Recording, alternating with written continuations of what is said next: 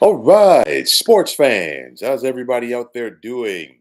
William Martin coming at you one more time here on YouTube with another edition of the 300 Pounds of Sports Knowledge Podcast.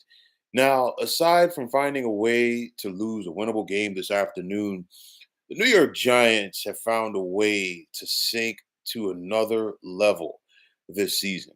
With the loss today, the Giants dropped their mark on the season so far to 2-11, and they are steamrolling towards their worst season in franchise history, which is in its 100th year of existence.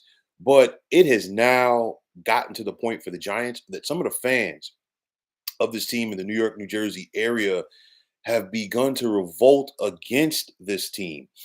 Today, some fans of the Giants hired a plane to fly over MetLife Stadium today prior to the start of the game with Giants co-owner or asking Giants co-owner John Mara with a sign attached to the plane to fix this dumpster fire.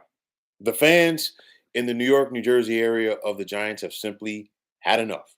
And we've seen the paper bags start to be broken out. And I guarantee you that sooner rather than later, you're going to have one of those Giant fans go to maybe Costco or BJ's or someplace like that in the Northeast and stock up on the paper bags and probably like just hand them out to people as they head into MetLife Stadium. It's getting to that point, and it's getting a very ugly around this team. The Giants have now lost at least 10 games in a season in 7 of the last 8 years. Welcome back to the 1970s. And for those who aren't old enough to remember it, I'm not. But I can tell you from the stories that you've heard from people, it was not a pretty time around this franchise. So the question is going to be, is John Mara, the Giants co-owner, listening to his fans? Because it got to this point, and of course, the breaking point for the Giants with their futility came in 1978. Of course, with the Pisarcik fumble. From that point, the Giants reached out to the NFL for help. They brought in George Young to run the front office, and of course, the rest was history. But at some point, something has simply got to give for this organization. You look at the Giants right now; they have a losing culture, and when you're losing as many games as they have been for the last decade or so, it's not a good thing. I mean, again, you like after the Giants won the Super Bowl at the end of the 2011 season, they've only had 3 winning seasons. They've had 2 trips to the playoffs, and they've won one postseason game. And again, once you're talking about a team that is consistently losing 10 plus games each year, you're picking early on in the draft. And when you're picking early on in the NFL draft, you cannot miss on those guys, especially at the quarterback position. They did it with Jones. They made the mistake in keeping him around too long. They re-signed him. They signed him to that not a big long-term deal, but long enough. They lost their best player in the process, Saquon Barkley, who is having an MVP caliber season right now, right down the road for the Philadelphia Eagles. So you look at it, they've got a losing culture. They are a laughing stock, not just for the NFL, but honestly for professional sports as a whole. And they're more than likely going to be drafting a quarterback early on next April in the draft. It's just a matter of whether or not that John Mara is going to allow Joe Shane and Brian Daboll to do the drafting, or is he going to give that opportunity to somebody else? If the NFL season ended today, the Giants would be picking number two, rather, right behind the Las Vegas Raiders. A lot of speculation that the Raiders would be taking Colorado quarterback Shador Sanders, which means that the Giants might be in line for somebody, maybe, like a Cam Ward out of Miami. We'd have to wait and see. But nonetheless, it's pretty bad for the Giants right now. And if you are a fan of this team, should you have any optimism that things are going to get better? I'm not sure because it's one of those where some people might say that the Giants have a John Mara problem.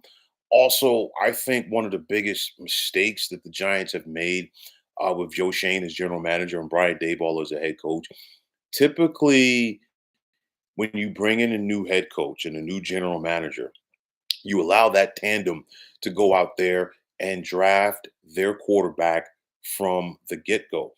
Joe Shane and Brian Daboll inherited Daniel Jones at quarterback. And of course, John Mara was of the mindset, let's try to fix Daniel Jones. Well, I'll tell you what, 2022 so the Giants get the best that they were ever going to get out of Daniel Jones. It was a contract year for him.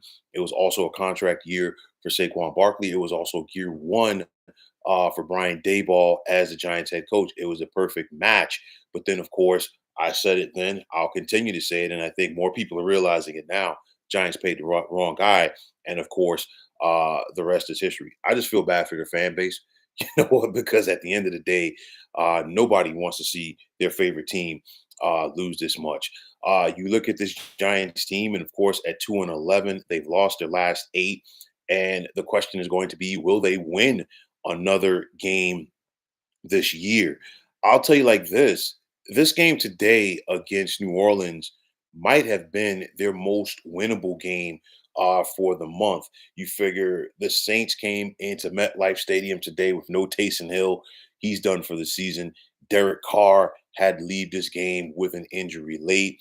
Of course, it was the Drew Lock show at quarterback for New York. They had their opportunities. They're going to look back at the penalties, the missed field goals, plural, you name it. And even at the end, before that blocked field goal, the Giants had an opportunity to win that game with a touchdown, and they didn't.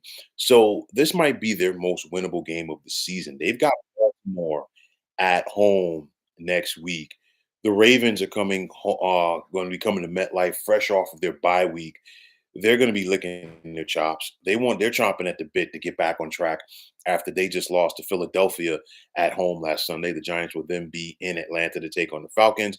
Their final home game, which could be the final home game with Brian Daboll as Giants head coach, comes in week 17 as they host the Colts, and then they finish up on the road against the Philadelphia Eagles. Maybe, just maybe, the Eagles could be resting their guys in that contest, depending on their playoff seeding at that point, because it's not a matter of if, it's more like when the Eagles wrap up the NFC East, and it's just going to matter whether or not they're going to be the 1 seed or the 2 seed in the NFC playoffs. We got to wait and see. So if they clinch and they have nothing to play for, maybe they rest their guys. But at this point, the Eagles' backups are better than the Giants' starters. So nothing is etched in stone right now as far as the Giants getting another win this season. You look at it, and the Giants, they have a puncher's chance to have the first overall pick in April's NFL draft. Usually don't say that about the New York Giants, even when they are real bad. You really don't say that. But this is where this team is at. They have a puncher's chance. The Raiders are right there. You look at New England right behind them. You got a slew of 3-10 teams, because the Giants and Raiders are both 2-11. New England's 3-10. Carolina's 3-10. Jacksonville, Tennessee, the Jets, and Cleveland are all 3-10. So, like I said, it's a race to the bottom, if you will, to get that first overall pick. And of course, the question is going to be, will it get worse before it gets better for the New York Giants? I'll tell you like this, because there is some talent on this team. And I don't know what the rest of the season, I don't know what the off season is going to bring for the Giants. Because I'll tell you like this. If John Mara does make the decision to move on from Joe Shane and Brian Daboll, I'm not saying that he will. Maybe he tries to wait this thing out. I'm not sure. But if he were to do that, hypothetically speaking, it would mean that the Giants would have to start over again. And if you're starting over again, that means you're bringing in a new regime that is not attached at the hip with any of the current players.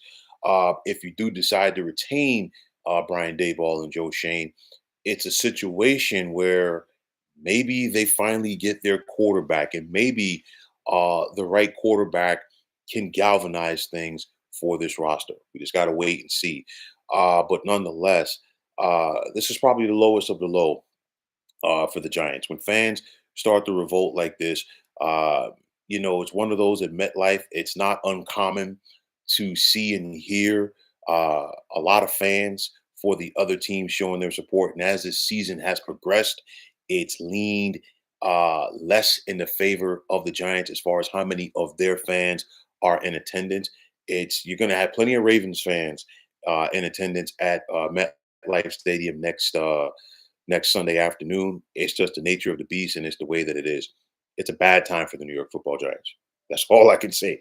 There's no way to sugarcoat it. Hopefully, for their sake, things get better. But like I said, when fans are starting to have planes fly over with disparaging signs about a team, when fans start to break out the paper bags, when fans start to call in their season tickets, all of those things, it's never a good sign for an organization.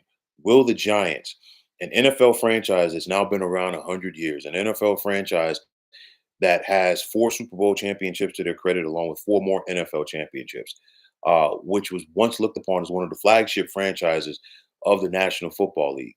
Really can't say that now. I mean, they play in the biggest media market.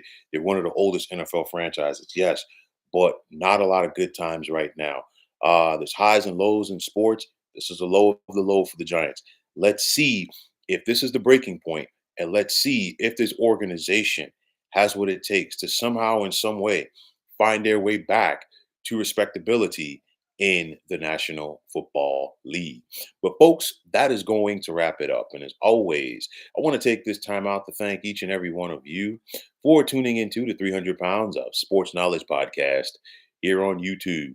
I want to take this time out to thank all of you fine folks out there for tuning in. And if you haven't already, please feel free to subscribe to this channel. Now, if you're on the X, formerly known as Twitter, please feel free to follow me at 300 Pounds of Sports. And like I always say, if you follow me, it will be my pleasure to follow you right back.